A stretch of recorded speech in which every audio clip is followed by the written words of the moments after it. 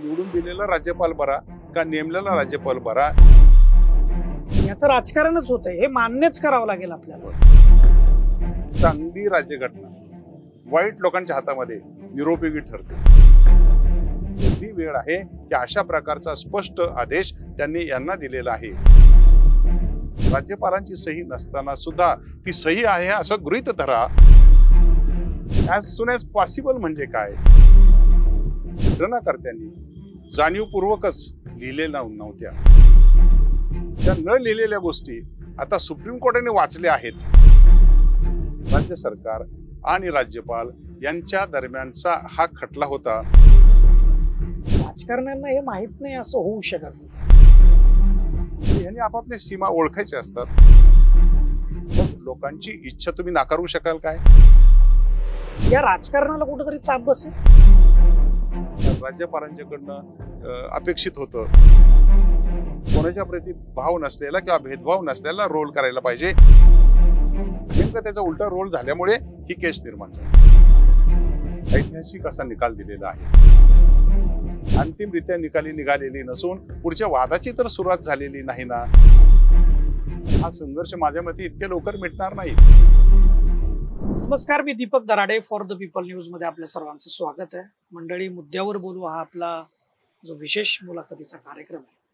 यामध्ये आज अतिशय महत्वाच्या विषयावर आपण बोलणार आहे. आपण वाचलं असेल, ऐकलं असेल की तामिळनाडूमध्ये तामिळनाडू सरकार म्हणजे तिथलं विधिमंडळ आणि राज्यपाल याच्यामधला जो वाद होता, जे एखादं विधेयक पास करणं किंवा त्याच्यावरती स्वाक्षरी करणं हे राज्यपालांचा अधिकार आहे, परंतु तो किती दिवस होल्ड करून ठेवायचा किंवा त्याला नाकारायचा याच्या संदर्भात कायद्यामध्ये आपल्या राज्यघटनेमध्ये स्पष्टता आहे.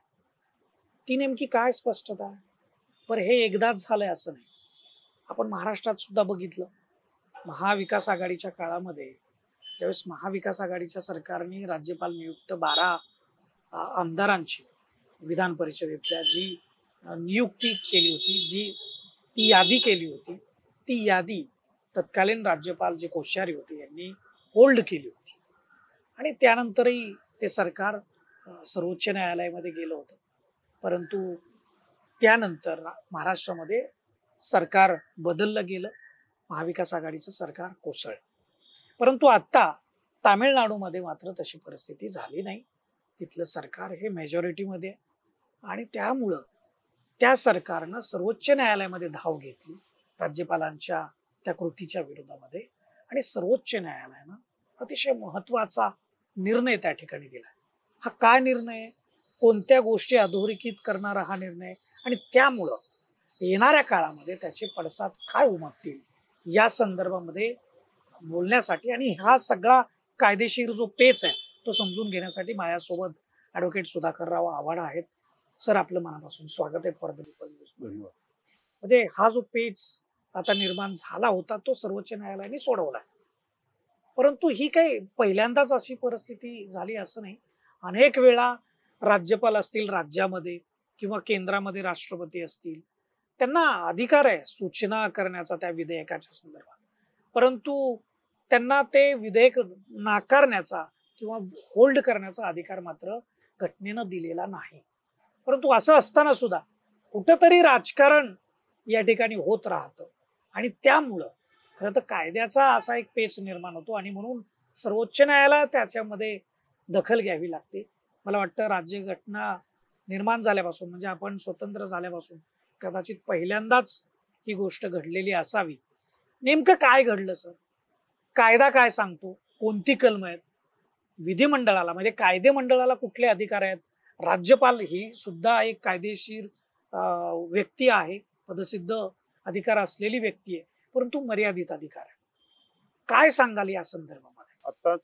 नुकताच 8 एप्रिल 2025 माननीय सर्वोच्च न्यायालयाच्या खंडपीठानं म्हणजे 2 न्यायमूर्तींनी, जस्टिस पारडीवाला, जस्टिस महादेवन या 2 न्यायमूर्तींनी ऐतिहासिक असा निकाल दिलेला आहे.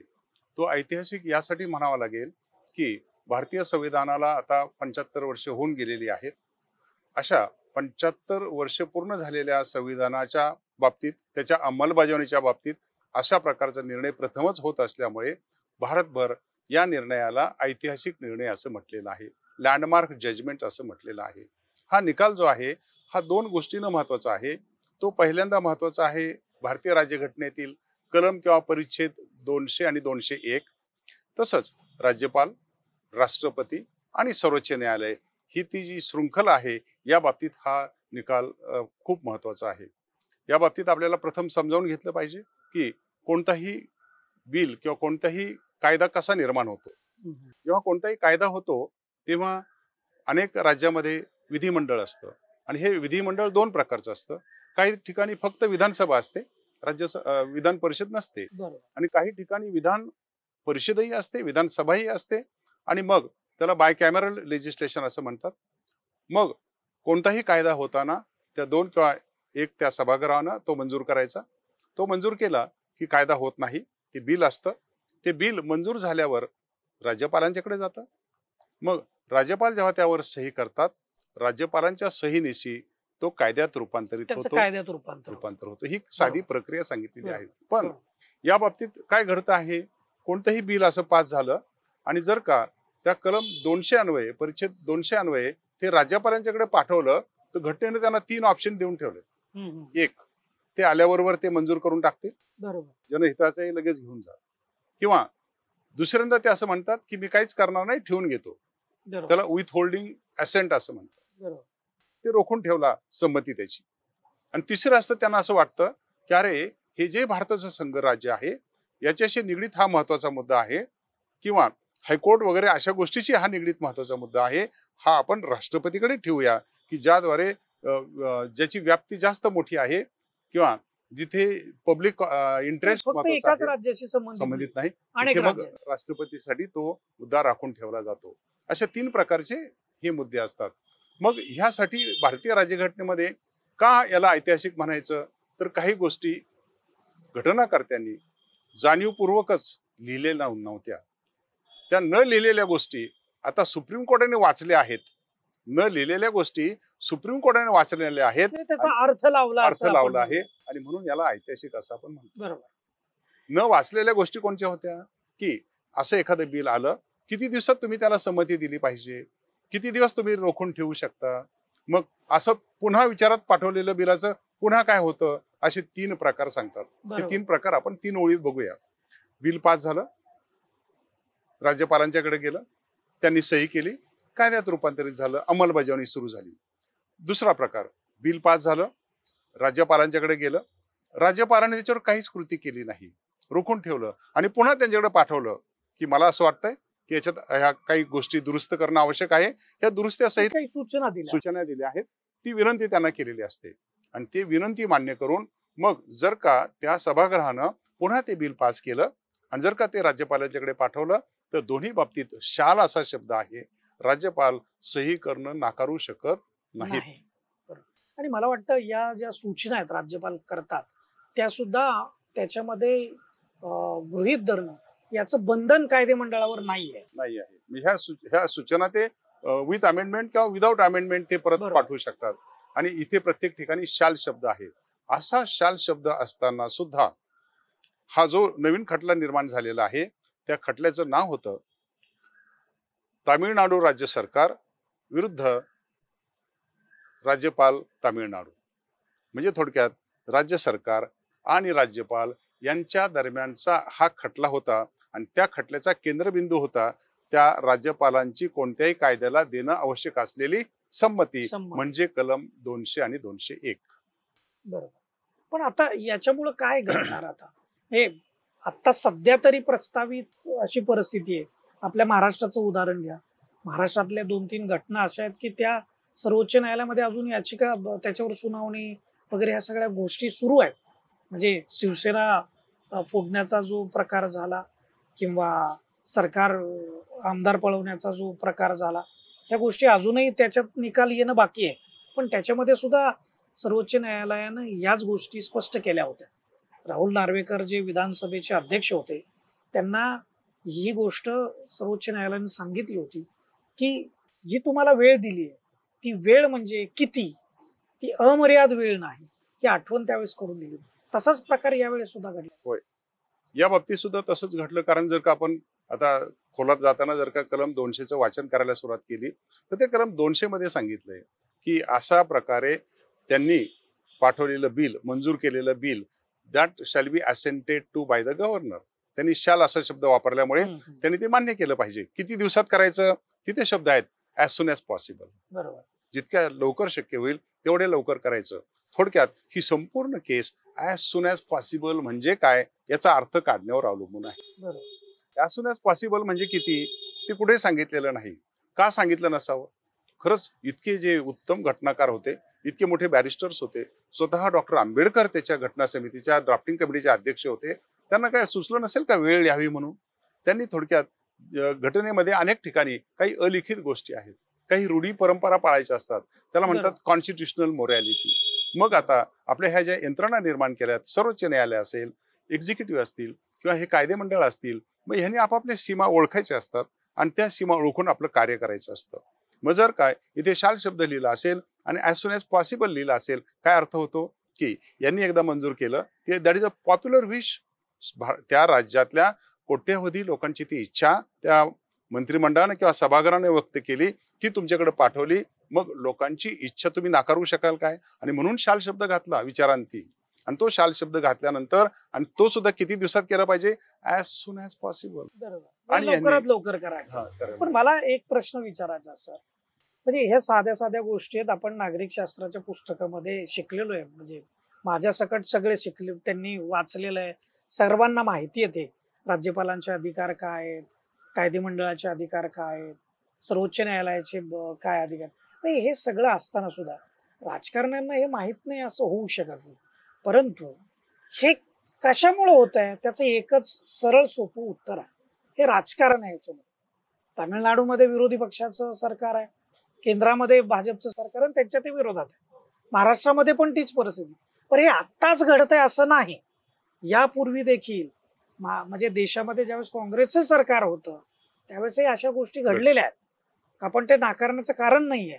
म्हणजे आपण पण हे जे राजकारण आहे ह्याला कुठंतरी आता, कारण पहिल्यांदा असा निकाल येतोय, या राजकारणाला कुठंतरी चाप बसेल या निर्णयामुळे.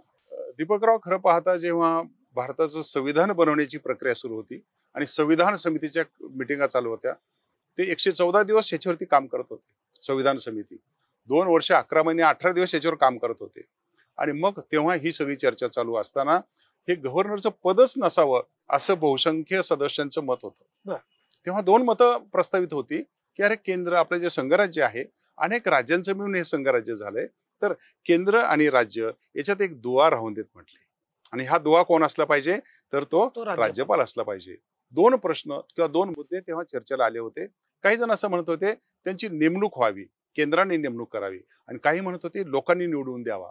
आणि मग निवडून दिलेला राज्यपाल बरा का नेमलेला राज्यपाल बरा, याच्यातून शेवटी ह्या गोष्टीवर एकमत झालं की नेमलेला राज्यपाल बरा. पण तो नेमताना काय अपेक्षित होतं, ह्या सर्वोच्च न्यायालयाच्या निकालपत्रात फार सुंदर म्हटलंय, ह्या दोघांच्या मधले तो दुवा असावा. कसा दुवा असावा?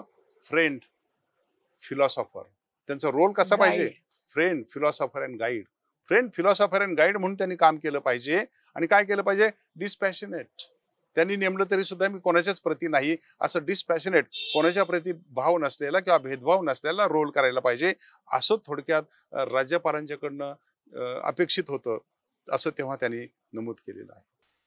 म्हणजे थोडक्यात त्यांनी त्या ठिकाणी बफर म्हणून काम करायचं आणि आपलं संघराज्य हे कधी मोडणार नाही, तुटणार नाही, हे कसं एक संघ राहील, हे एक संघ असण्यासाठी जेव्हा जेव्हा फ्रिक्शन होईल, येऊ शकतं फ्रिक्शन, राजकीय कारणास्तव येईल, ते फ्रिक्शन मध्ये लुब्रिकंट म्हणून यांनी मध्ये यायला पाहिजे आणि तो संघर्ष टाळायला पाहिजे, तो रोल अदा केला पाहिजे. आणि त्यासाठी त्या संविधान समितीने सांगितलं अरे ह्यांची नेमणूक करायला पाहिजे.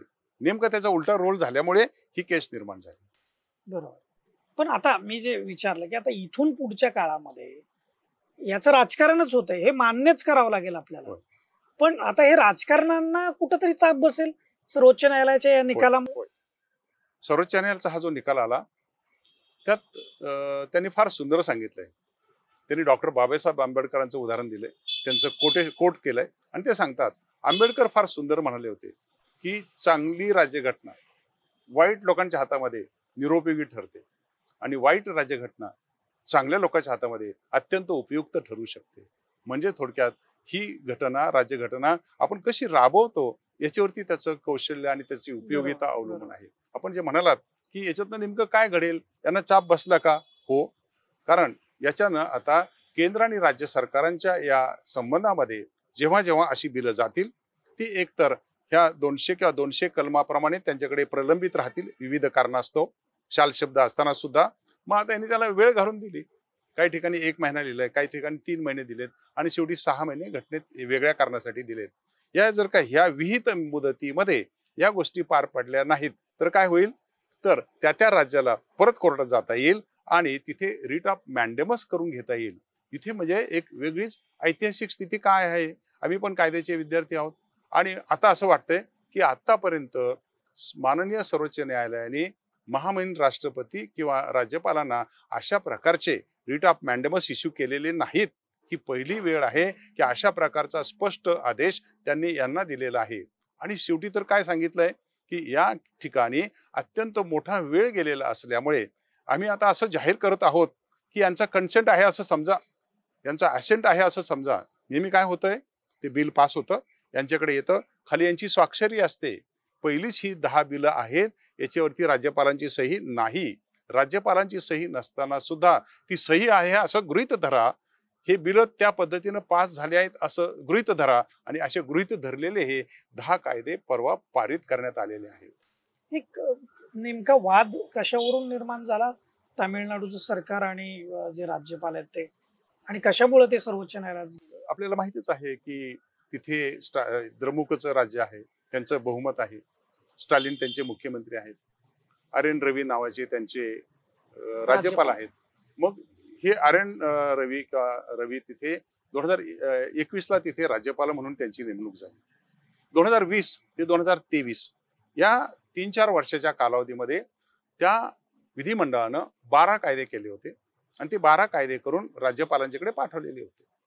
राज्यपालांच्याकडे ते कायदे 2023 सालापर्यंत तसेच पेंडिंग होते. नवीन राज्यपाल आले तरी ते तसेच पेंडिंग होते. त्याच्यावरती काहीही ऍक्शन झालेली नव्हती, काही कळवलेलं नव्हतं. हे झाल्यानंतर शेवटी कंटाळून तिथल्या सरकारने, राज्य सरकारने राज्यपालांच्या विरुद्ध माननीय सर्वोच्च न्यायालयाच्या मध्ये 31/10/2023 ला एक रिट पिटिशन दाखल केला. बरोबर. तो रिट पिटिशन दाखल झाला. मग त्याचं जे समन्स असतं, त्याची जी माहिती असती ती 10/11/2023 ला राज्यपालांना कळाली. मग त्यांना कळालं आता ऍक्शन सुरू झालेली आहे. ऍक्शन सुरू झालं. ती ऍक्शन सुरू झाल्याबरोबर त्यांनी 13/11/2023 ला एक फतवा काढला आणि त्यांनी सांगितलं की ही सगळी जी बिलं आहेत ही सगळी मी पुन्हा पाठवतो आहे. बरं. आणि ती सगळी बिलं पुनर्विचारासाठी यांच्याकडे पाठवण्यात आली. मग ह्यांनी काय केलं, हे आल्याबरोबर 18 नोव्हेंबर 2023 ला एक स्पेशल सेशन बोलवलं विधिमंडळाचं तामिळनाडूचं. हे विधिमंडळाचं स्पेशल सेशन बोलावल्याबरोबर त्यांनी ते कायदे जसेच्या तसे पास केले, काहीही बदल केला नाही आणि ते कायदे पास करून पुन्हा राज्यपालांच्याकडे पाठवले. ते कायदे राज्यपालांच्याकडे आल्यानंतर आता काय गोष्टी अपेक्षित होत्या, त्यांनी त्याला आता संमती देणं आवश्यक होतं. शाल शब्द आहे. त्यांनी तसं न करता 28/11/2023 ला हे सगळे कायदे जे ऍसेंटसाठी ठेवले होते राष्ट्रपतीकडे पाठवून दिले. पहिल्यांदाच मुद्दा उपस्थित झाला की जर का हे दोनदा सेकंड राऊंड झाल्यावर आता राष्ट्रपतीकडे पाठवता येईल का पहिल्याच राऊंडला पाठवायला पाहिजे होतं. खरं पाहता ह्या कलम 200ची जर का वाक्य रचना पाहिली, शब्द रचना पाहिली तर असे 2 राऊंड झाल्यावर राष्ट्रपतीकडे पाठवता येत नाही. पहिल्या राऊंडला पाठवता आलं असतं, पुनर्विचार झाल्यावर परत पाठवता येणार नाही, अशी ती शब्द रचना आहे. तरी त्यांनी ते पाठवलं. ह्या याचिकेत पुनर्दुरुस्ती करण्यात आली आणि ती आता 8 एप्रिलला ती खारिज करण्यात, ती निघाली आणि त्यात त्यांनी सांगून टाकलं की आता ते जे कायदे पेंडिंग होते त्याच्यानं काय झालं. त्यांनी फार सुंदर वाक्य वापरलं. आता मला एक विचारायचं आहे की याचा उपयोग कसा होईल आता पुढच्या काळामध्ये ह्या निकालाचा? त्यांनी 2 शब्द वापरले. ते असं म्हणतात की हे जे पॉप्युलर विश आहे, लोकांचे प्रतिनिधी आहेत, लोकांची इच्छा आहे करोडो लोकांची, ती ह्या प्रतिनिधींच्या मार्फत त्या विधिमंडळात व्यक्त झालेली आहे. मग त्या विधिमंडळाला लोकोपयोगी जे काम करायचं आहे, you cannot road block it, you cannot choke block it. म्हणजे थोडक्यात तुम्ही विधिमंडळाचं कामकाज हे काही रोखू शकत नाही, तो रस्ता काही रोखून धरू शकत नाहीत. आणि म्हणून आम्ही असं डिक्लेअर करतोय की असं कोणताही जरी शब्द लिहिलेले नसले त्या शब्दाचा अर्थ आम्ही तुम्हाला सांगतो आणि त्या बरोबर. शब्दाचा अर्थ त्यांनी सांगितला की ॲज सुन ॲज पॉसिबल म्हणजे काय, तर ॲज सुन ॲज पॉसिबल म्हणजे त्यांनी सांगितलं एका ठिकाणी 1 महिना, दुसऱ्या ठिकाणी 3 महिने आणि परत दुसऱ्या ठिकाणी 3 महिने, या काळात जर तुम्ही निर्णय घेतला तर ॲज सुन ॲज पॉसिबल. त्याच्या पलीकडे गेलं तर तुम्ही त्याचे रिझन्स घातले पाहिजेत, कारणं दिली पाहिजेत, आणि कारणं नाही दिली तर जसं आता घडलं तसं कारणं दिली नाही तर मग ती बोनाफायडे कृती नाही, ती कायदेशीर कृती नाही, आणि मग ती घटनात्मक दृष्ट्या रद्द होण्यास पात्र होईल. या केसमध्ये ती रद्द झालेली आहे. मात्र जसं आपण म्हणालात की भविष्यामध्ये याचा काय उपयोग होईल, तर भविष्यामध्ये याचा आपोआप उपयोग होणार नाही, बरोबर. घटनेत लिहिल्यासारखा उपयोग होणार नाही. This is not rewriting of the constitution. हे घटनेचं पुनर्लेखन नाही, हे एका केस पुरतं आहे. पण हा कायदा मात्र पुढे पण लागू आहे. म्हणजे हा 1 महिना, हे 3-3 महिने ह्या एक केसमध्ये झाले आणि हे कायदे आपोआप पास झाले. पण उद्या असं धरून चाला दुसऱ्या कुठल्या प्रांतामध्ये अशीच गोष्ट घडली आणि त्यांनी 12 महिने काहीच कृती नाही केली, तर आपोआप ते कायदे होणार नाहीत. बरोबर. त्यासाठी त्यांना पुन्हा हायकोर्ट किंवा सुप्रीम कोर्टात जावं लागेल यावं लागेल. आणि असं डिक्लेरेशन मागावं लागेल. आणि मग त्याच्यानंतर पुन्हा हायकोर्ट या निर्णयाचा संदर्भात निकाल देऊ शकतो.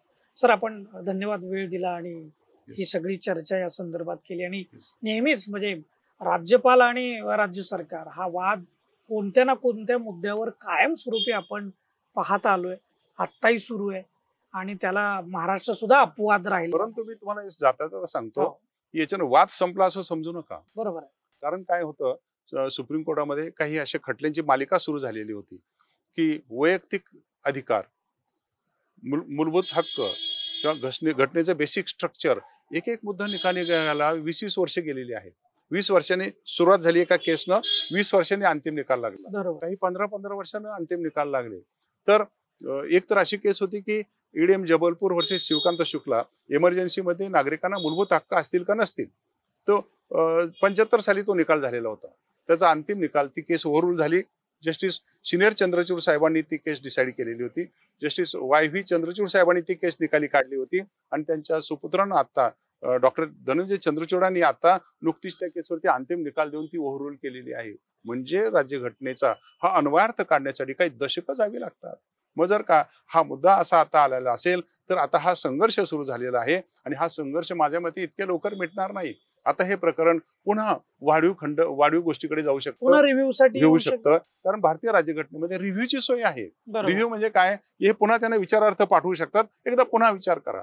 एवढंच नव्हे तर आता त्याच्यावरती एक आक्षेप घेतला जाऊ लागलेला आहे. ज्याला आपण पुनर्विचार याचिका म्हणतो. पुनर्विचारायची का, नेहमी कोणताही घटनेचा मुद्दा निकाली काढताना कमीत कमी 5 जणांचं म्हणजे घटनापीठ असावं लागतं. या केसमध्ये फक्त 2 सन्माननीय न्यायमूर्ती होते. ते पुरेसे आहेत काय, असा एक प्रवाद कालपासून सुरू झालेला आहे. म्हणजे मला असं वाटतं की अशा प्रकारची ही गोष्ट अंतिमरित्या निकाली निघालेली नसून पुढच्या वादाची तर सुरुवात झालेली नाही ना, आणि ही गोष्ट अनेक वर्ष पुढे चालू होऊन शेवटी अंतिम गोष्ट ठरेल. तोपर्यंत मला असं वाटतं ही ट्रान्झिशन स्टेज आहे, दरम्यानची स्टेज आहे. बरोबर सर, फार महत्वाच्या विषयाला तुम्ही अगदी सोप्या भाषेमध्ये समजून सांगितलं. कायदेशीर भाषा थोडीशी किचकट असते, सामान्य लोकांना ती समजत नाही, पण अतिशय विस्तृत आणि सविस्तर विश्लेषण तुम्ही केलंय. आपण वेळ दिला त्याबद्दल आपला धन्यवाद. आणि अशाच आणखी व्हिडिओ आपल्यापर्यंत येतील. कायद्याची जी किचकट भाषा आहे किंवा अनेक निकाल असतात, त्याचे अन्वयार्थ काय आहेत, भविष्यामध्ये त्याचे पडसाद काय उमटतील आणि त्यामुळं काय बदल होऊ शकतात, असंच आपण पुढं सरांबरोबर बोलत राहूया. तुम्ही आमच्या सोबत राहा आणि फॉर द पीपल न्यूज चॅनलला पण सबस्क्राईब करा, फॉलो करा, लाईक करा आणि हा व्हिडिओ जास्तीत जास्त शेअर करा, कमेंट करा. धन्यवाद.